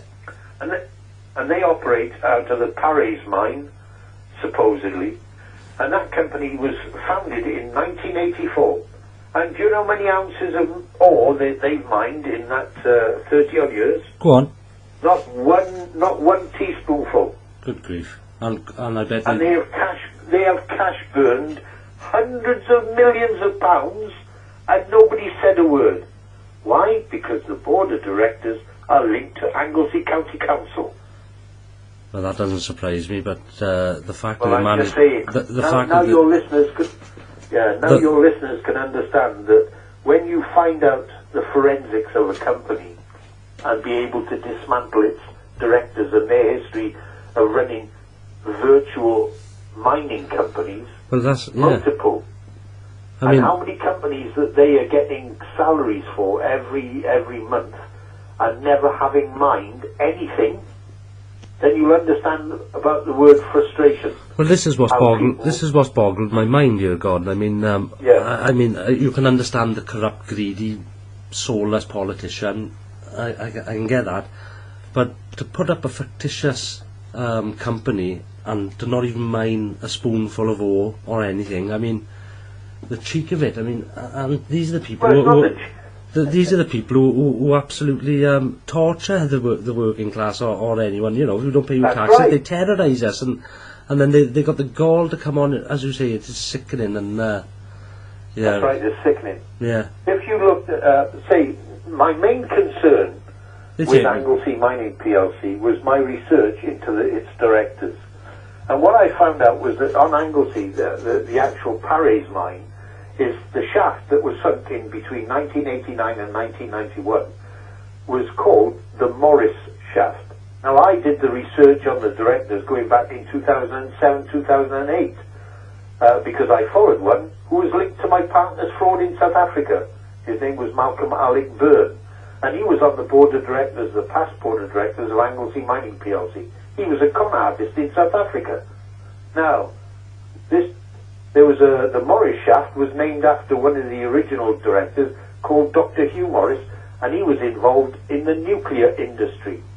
Right. Now, if you know anything about the Magnox decommissioned nuclear power station, twin reactors there, that it was decommissioned in 1989 to 1991, and they sunk that shaft, and the company that sunk it was a company called Cementation Mining, who work for Sellafield, the nuclear power industry. So where did they put all the waste from the decommissioned Magnox North twin reactor? Go on. Well, I maintain that that mine shaft was sunk purely to store either the high, medium, or low-grade waste of that mine, of that power station. Because if anybody does any research on the internet and has a look at Sellafield and have a look at the video footages that have just been made available, well, I'll say just been made, but they've been out for a while now, of the nuclear fuel rod dams that are all crumbling and falling to pieces, it's a nuclear disaster in the waiting. Now, I maintain that the scumbag con artist directors running Anglesey Mining PLC, and have been for over 30 years, that have never mined anything, are a front cover for that shaft, which is a storage facility of nuclear waste. It sounds like a ticking time bomb. Well, it is. It is. Not for the people who have made hundreds of millions in the power industry. No, they'll be long dead. Do you understand? But, as I maintain, is that because I've done shaft exams with my life in the mining industry, give me an opportunity. If the mine is flooded, as some people have said it is, then they could have sealed off the 1,000-meter offshoot galleries and had it a storage facility made there, and then blocked off that offshoot gallery. And then, if the mine had filled up with water, surface water, that would have been an ideal protective guise to stop anybody looking there. But if there was a catastrophic fall of ground where any of the plastic drum containers opens up to the water, the groundwater, and it seeps into the channel between, or the Irish Channel, and that gets into the groundwater, you're talking the deaths of hundreds of thousands of people.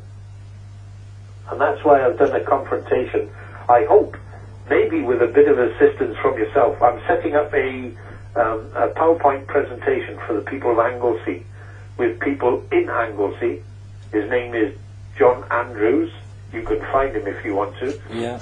And we are setting about to highlight these concerns with the facts, with the forensic documents, to confront the Anglesey County Council, the Welsh Area Authority and Government, the police and the Board of Directors, and I will lay it out in a PowerPoint presentation, A to Z, exactly what these people have been up to, and their cohorts that operate out of 788 790 Finchley Road in London. Well, we'd love to have you down to Port Albert with us, Gordon. Any time that you can make it, we can accommodate you there. And I mean, I'd be delighted to. I come from Cwmbran. That was my hometown. I was born in Newport, but I was raised in Cwmbran. But my sister lived in Risca, and it would give me great pleasure to come and meet some of the people that really want to know what scum we've got in government. Yeah. I'm not scared to approach anybody. It doesn't matter which politician. While I was in South Africa, I was 10 years at the University of Transkei as a facilities engineer. Yeah. And at that time, my now late wife was the executive dining room manager. And when it came to serving some of the dignitaries who attended the lunches and ceremonies, I had an opportunity to meet some good people. One of them was Nelson Mandela. And I was invited to his home with my missus, my late wife, and I spoke with him many times. Nelson Mandela, Pick Botha, P.W. Botha, F.W. de Klerk, the Kennedy family, the British High Commissioners, politicians from all over the world, everybody that was invited to quite a large modern university, 5,500 students. I had a great opportunity to meet some good people, and I can assure you, having spoken to Nelson Mandela, he wasn't a terrorist. He was only a terrorist to the people who were controlling his people and slaughtering them at will. Yeah. Well, we'd be delighted to have you, Gordon. As I say, we can talk about this off air.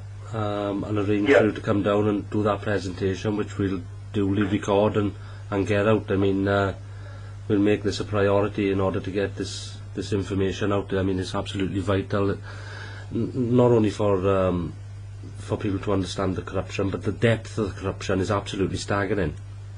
Well, it's industrial. It's industrial scale, fraud, theft, money laundering, and selective, what they call insider trading. That is where directors of companies, public listed companies, are given optional shares in those companies to then trade them, purchase and sell at will. Instead of having extended salaries, they get optional shares. And these people are running insider trading rings. Yeah. And so what they do is they talk the price up and they talk the price down. They buy and sell when the price is spiked, and then they purchase it when it's at rock bottom. And that's how they operate and make hundreds of millions of pounds extracting the urine. Nothing to do with mining. It's all about fraud, theft and money laundering. That's what it is. And in every commodity, it must be. I mean, every. Yeah. These are not real gold mines. Some of them have been historical mines, like the Clogau gold mine. Do you know where that is? No, I don't. In Anglesey, the Clogau gold mine. That's another massive fraud that's been run at the moment by one of the old Lonro directors. His name is David Anthony Lenigas. He's part of the network working with those two SAS commanders. Right. Aldwyn James Glendining Wright and Mark Blackburn, who were both Kroll, senior Kroll directors. You know Kroll Security? Yeah, they're the private mercenaries, aren't they? Basically. That's right. Yeah. That's right. And so all I am is a guide to show people the filth, and then leave it to justice systems to, if there is such a thing in this country, is to bring these people to task. And that's what I hope, with a little bit of pressure and a little bit of support, where instead of watching Coronation Street or Emmerdale or something like that, is that people could confront a politician in a surgery and say, I heard that guy on the radio, you know, I've met him, and he seems a genuine guy. He seems to have a lot of pride in his country and his service for his country. Now, if there's any substance to this man's allegations, why don't you face him in front of the viewers on the BBC or ITV? You answer him, where you can then be held to account. Well, indeed, and I mean, because all they do is hide behind their constituency MP privileges by not replying to you, if you understand. I do understand that, and we'll have to pin him, as you say, in his surgery with a camera in his face, if necessary. That's right. That's the way I've done it. You know, it's not nice to record people without their knowledge, and I've never had that intention of doing it as a sneaky git. Mm-hmm. But what I did do was, when I saw that these people were lying to me through their teeth, I made sure that other people knew that I was recording it, and according to the law, you're quite allowed to do that. Absolutely. And so, when I've reflected on that, and I've emailed them and said, do you want to listen verbatim to what you told me? Because you will go to jail for 25 years. That's right. Not just for fraud, but you're going to go to jail for treason to the people of this country. You are a public servant. And they've wet themselves. Well, they're all committing treason. That's what they are. They are committing treason to the people of this country, who give them the opportunity to work for the people. Yeah, not for themselves or a banker. They're all interlinked on the private side. I mean, I'll just give you a little 2 minutes of what happened to me and our local MP here, who was Howell Francis, and it related to the child support agency. They were had deductions from earnings order, and they were in my pay, absolutely taken. I think it was 80 quid a week. I'd never been in front of a judge. I'd never had contact with the child support agency.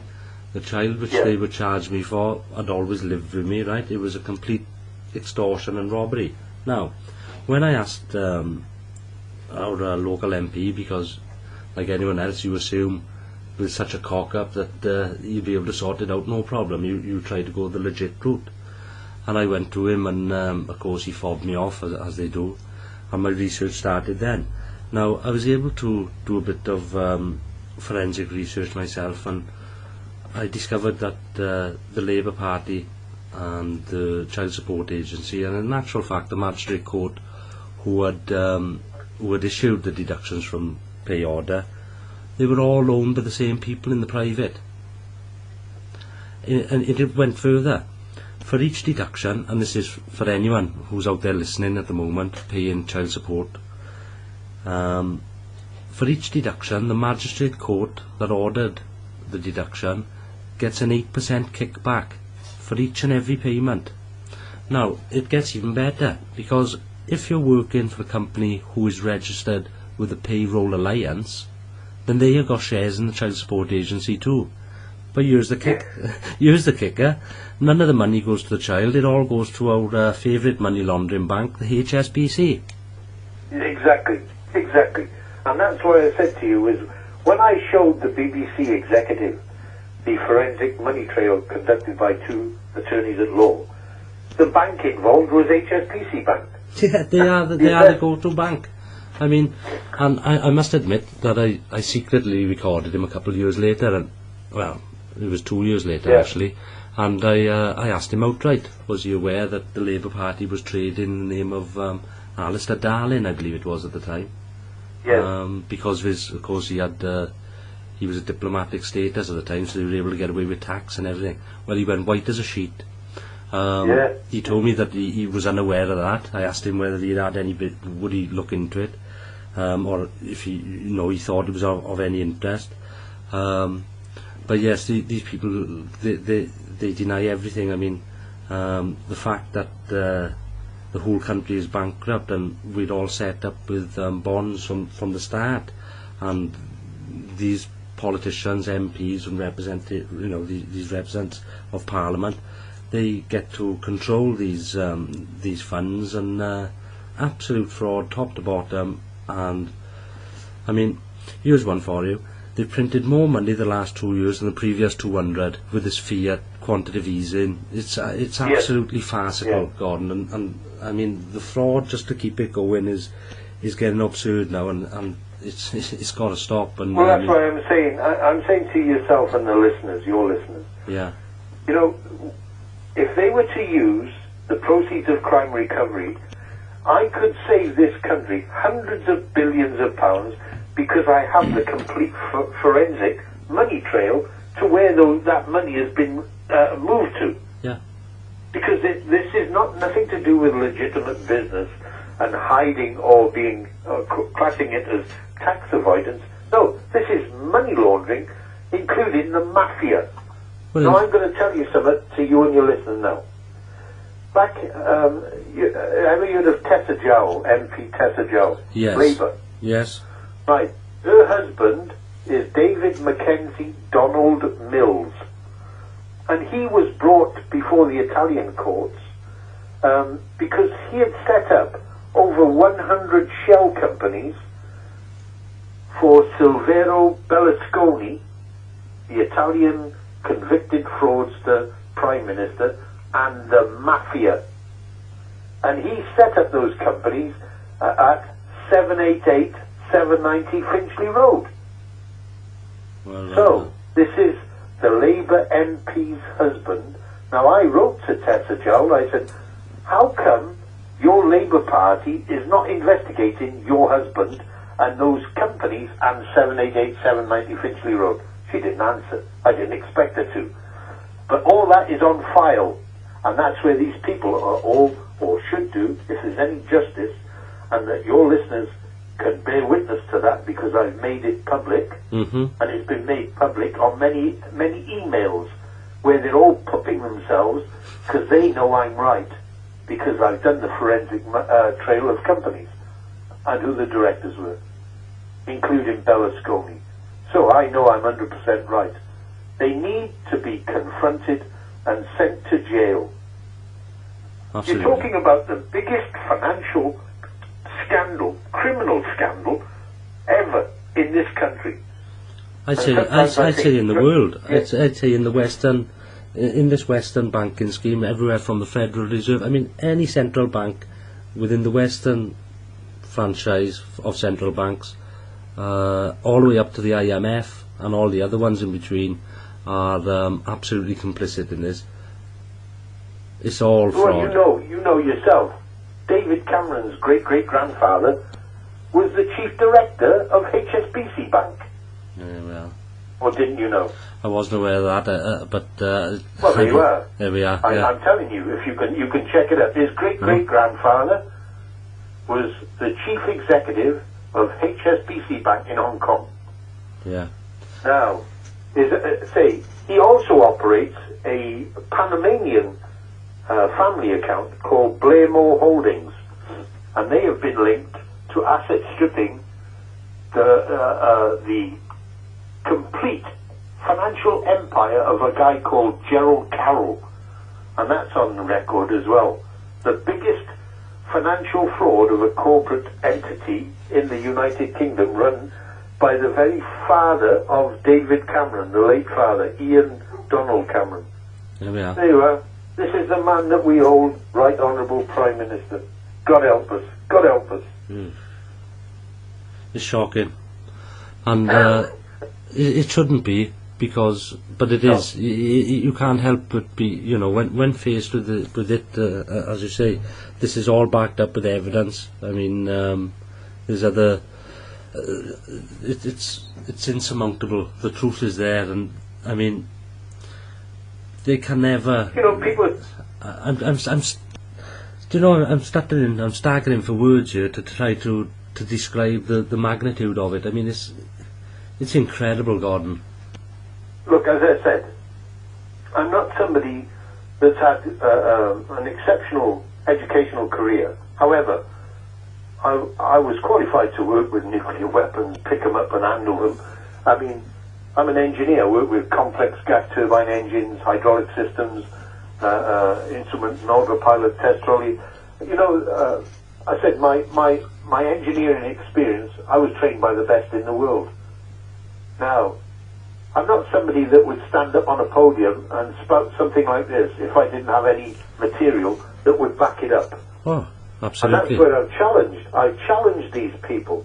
I said, if you think that you can qualify me as a conspiracy theorist, stand up with me, I'll bring the documents, I'll stick them in front of you, and then you tell me that I'm talking shit. Let's try it. But they will run away, and that's what they do. They don't want the truth to come out because it will collapse their whole empire of lies. Yeah. But that's what I hope some of your listeners will do, is get a better idea of how we can go about by confrontation. Not violence or anything like that. You don't need that. No. These people have produced their own prosecution material. Well, Lovely. when, as I say, the courts and everything are corporations now, and I mean, the essence of common law itself is the right to have a jury of your peers, and that's been taken away from us in these secret courts, and just the cost to get to a trial takes it away from the common man, and then you add the fact of the legalese and all the other tricks they play with the words and how they switch jurisdictions and whatnot. Well, I understand that you can use common law in a court. Well, but basically, you can express your wishes to have a trial by jury.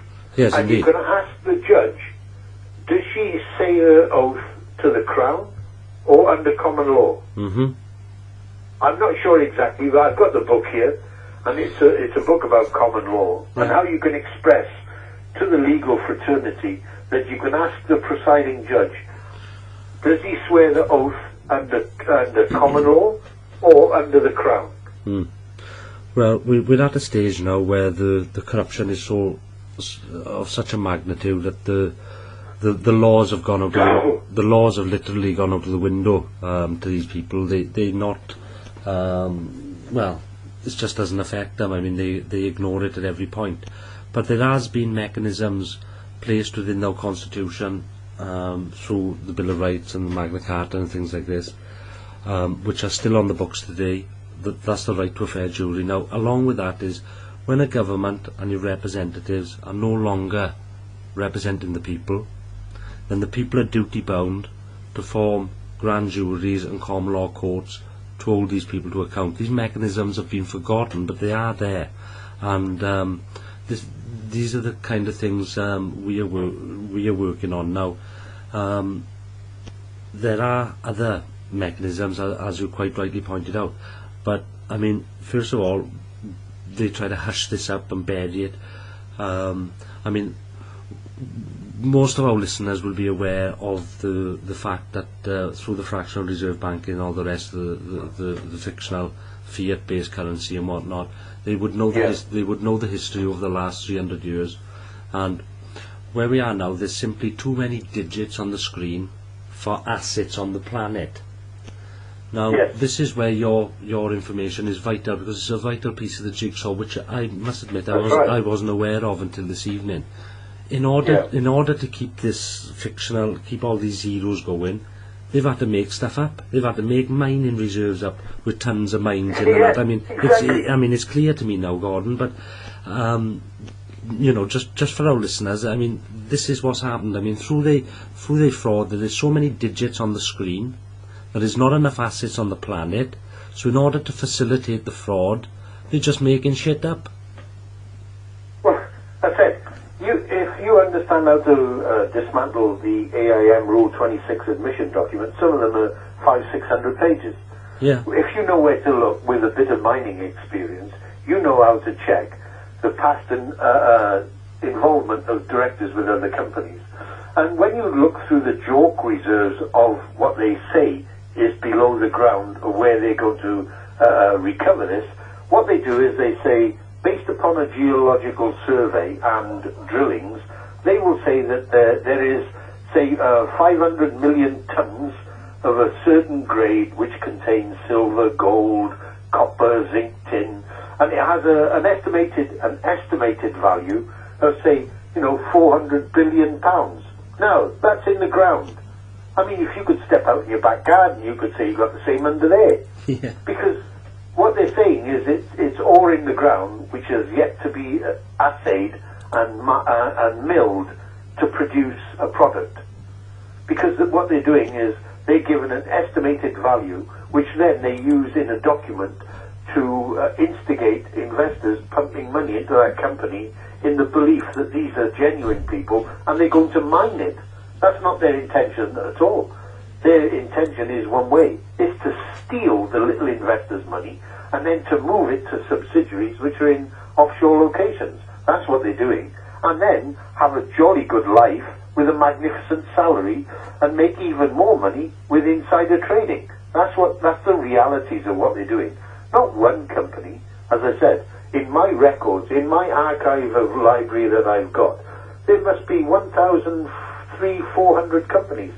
Now there must be thousands more which I haven't yet got to, because my sort of exposés have it takes a long time to get the material, but it's the magnitude of what I'm doing, and it's on my own. Now, what I've been given is an opportunity on various radio stations to highlight a little bit.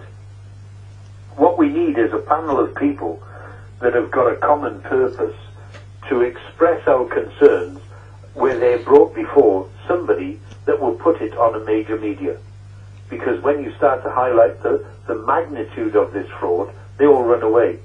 Because they want the same lies to progress for generations to come. And it can't. It can't for the sake of all the people in this country, not just Wales. That's right. I mean, a fiat-based currency, it usually has a lifespan of about 26 years. This one's 50 years overdue. Now, each time they've needed to do to reset, they've manufactured a depression, or they've had to do a couple of wars. I mean, that's right. I mean, so this is where we're at now. We're kind of at the end of the fiat-based cycle, and they are desperately trying to manufacture something in order to reset this thing and all get off a hook. I don't think they're going to be able to do it, Gordon. If I refer back to Dr. David Kelly, Dr. David Kelly was found on a hillside with his wrist slashed, and he'd had a slight overdose of a normal prescription of cocodamol. Now, those things in itself would not have killed him. No. So he was murdered, and he was murdered because he had the information on those 3 missing nuclear weapons. And just for now, the I say this on the radio. Yeah, well, I say this on the radio. I'll back you up there, Gordon, because just for the listeners, if they'd like to follow this up, the amount of doctors and support that's come out for Dr. David Kelly, that's out there on the record, saying that it would be absolutely impossible for these injuries to inflicted a mortal wound. Absolutely impossible. Yeah. I mean, that thing stinks. But but it's not just that. You have to understand the reason why they killed him.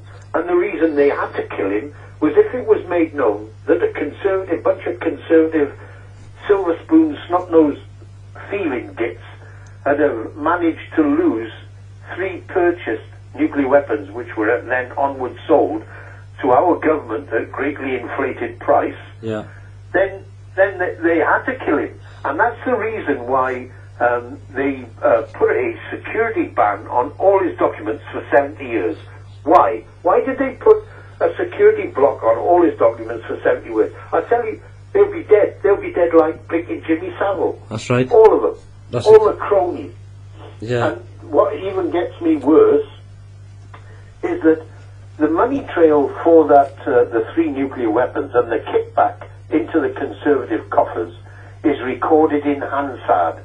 And it's Hansard, June the 22nd, 1993, starting from column 197 into who was the donor of 17.8 million, which went into a near empty Tory account for them to be enabled to fight the 1992 general election.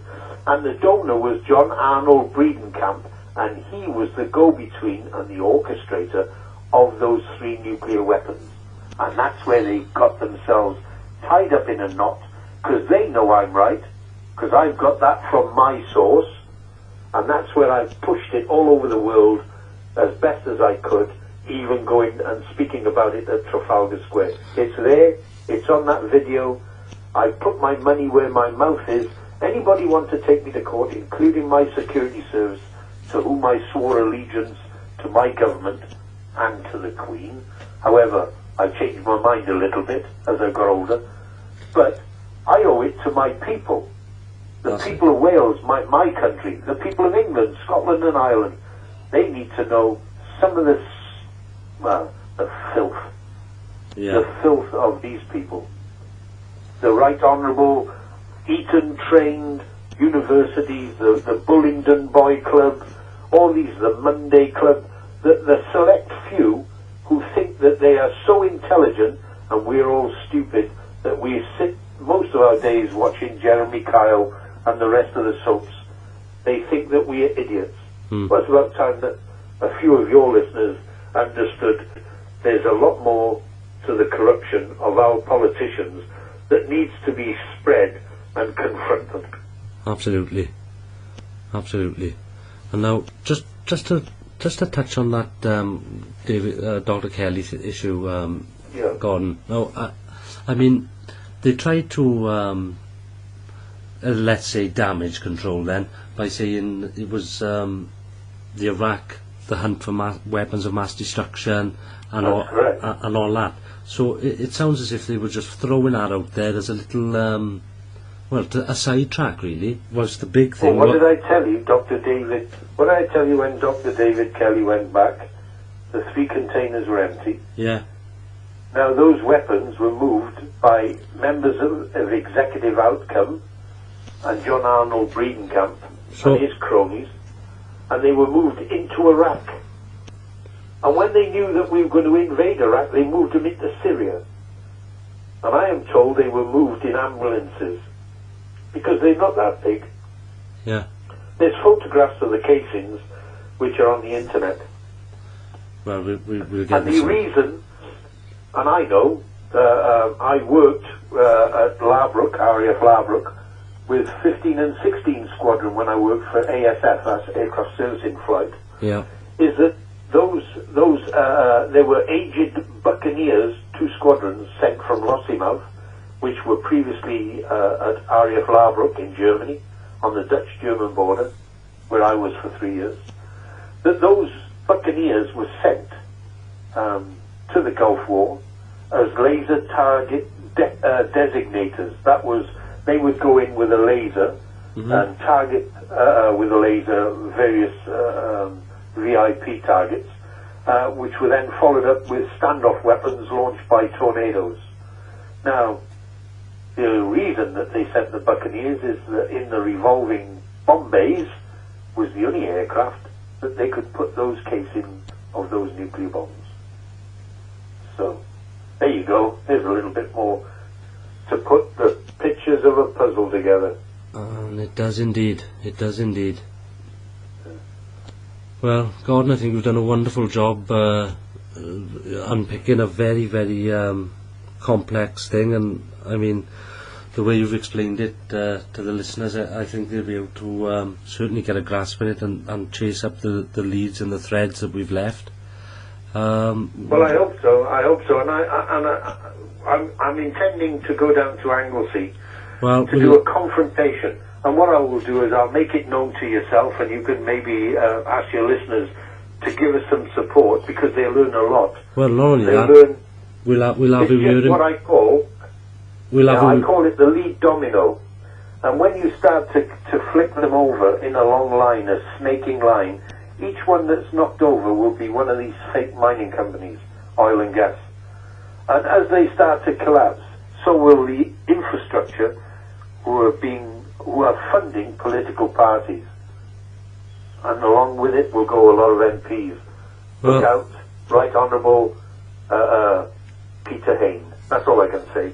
Well, listen, on that note, right, we'll, as I say, there's I know a lot of people who was concerned directly with that disaster, and I'll definitely be hooking you up with them.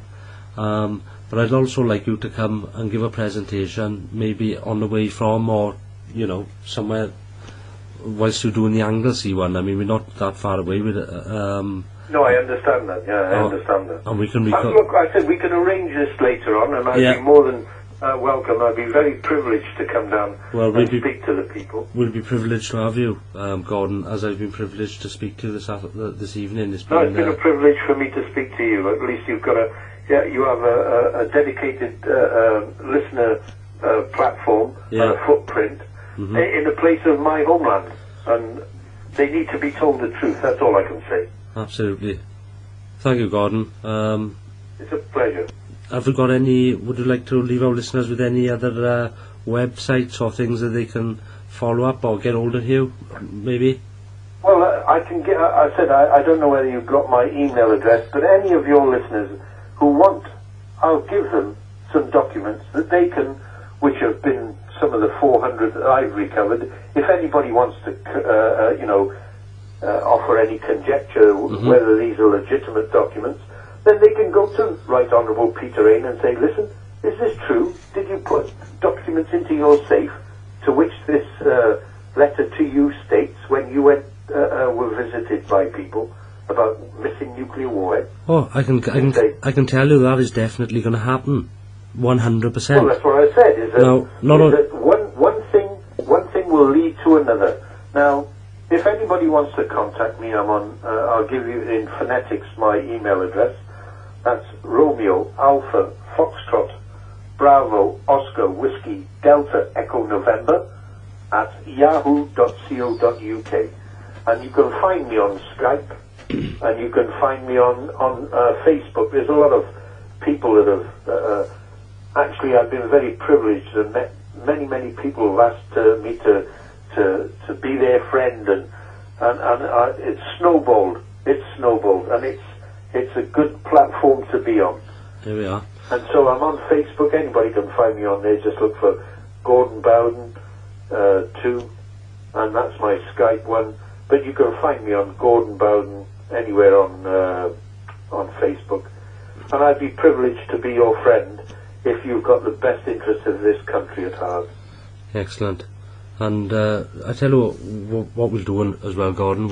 We'll get this up, and we'll put your video along with it. And again, the Common Law Court of Wales has a website and a Facebook page, and we'll put it all over there as well. It also has a document section, and we'll get some of those documents, and we'll get them out there. Well, Yeah, just do me a favour. Just send me your own personal email address, and then I can send you some of the documents. Maybe open your eyes and curl your toenails. Oh, well, exactly. Yeah, I'd like that, Gordon, and I'd certainly do that. Hey, it's been a pleasure. It's been my pleasure. Yeah, me too, my brother. And we'll speak again. Same, brother. We'll speak again very soon.